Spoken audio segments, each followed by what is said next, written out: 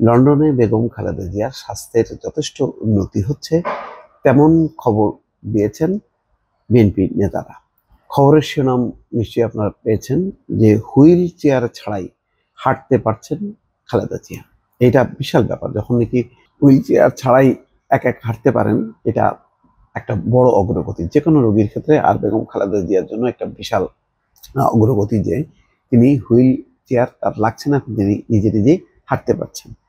খবর হচ্ছে এই লন্ডন ক্লিনিকে চিকিৎসাধীন সাবেক প্রধানমন্ত্রী বেগম খালেদা জিয়ার শারীরিক অবস্থা স্থিতিশীল বলে জানিয়েছেন তার ব্যক্তিগত চিকিৎসক AZM জাহিদ হোসেন। বর্তমানে হুইল চেয়ার ছাড়াই তিনি হাঁটাহাঁটি করতে পারছেন, এই তথ্য তিনি দিয়েছেন। জাহিদ হোসেন বলেন, গতকাল রবিবার অধ্যাপক জন প্যাট্রিক কেনেডি দেখে গেছেন খালেদা জিয়াকে।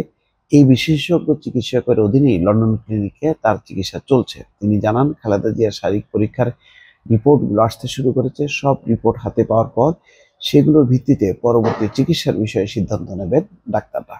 তবে তার শারীরিক ও মানসিক অবস্থা ভালো। চিকিৎসার পাশাপাশি সবসময় দেশের খোঁজ খবর নিচ্ছেন তিনি। দেশের জনগণের পাশে থাকতে দলীয় কর্মীদের নির্দেশনা দিচ্ছেন।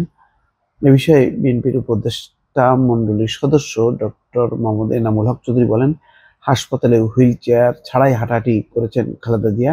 শারীরিক অবস্থা এখন স্থিতিশীল রয়েছে। প্রতিদিনই রুটিন স্বাস্থ্য পরীক্ষা চলছে বিএনপি নেত্রীর। আজ সোমবার বিশেষজ্ঞ চিকিৎসকদের পরামর্শ হবে, বিশেষ কিছু পরীক্ষা নিরীক্ষা হবে। প্রতিদিনকার মতো গতকালকেও স্থানীয় সময় দুপুরে বাড়িতে তৈরি খাবার নিয়ে হাসপাতালে নিয়ে যান তারেক রহমান এবং পুত্রবধূ ডাক্তার জুবাইদা রহমান। এ সময় সাংবাদিকরা খালেদা জিয়ার শারীরিক অবস্থা সম্পর্কে জানতে চাইলে মায়ের জন্য দোয়া চান তিনি। আস্তে আস্তে তিনি ভালো হচ্ছেন এবং এমন খবরও এসছে যে বেগম খালেদা জিয়ার হয়তো লন্ডন ক্লিনিকেই চিকিৎসা কমপ্লিট হবে।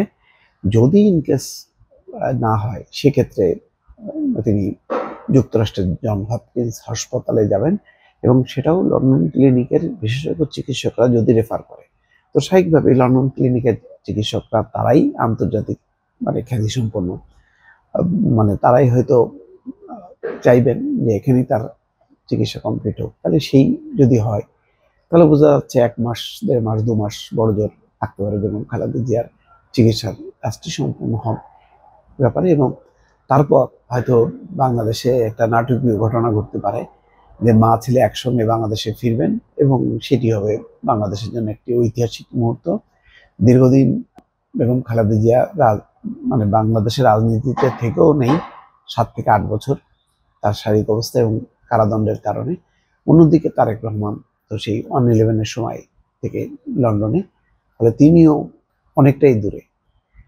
তিনি লন্ডন থেকেই দলের কার্যক্রম চালাচ্ছেন। ফলে মা ছেলে যদি তারা দুজনে বাংলাদেশে আসেন রাজনীতির আকাশে যে কালো মেঘের ঘনঘটা সেটি যথেষ্ট পরিমাণ দূর হবে বলে অনেকে মনে করছেন। দর্শক ভালো থাকবেন। আল্লাহ হাফেজ।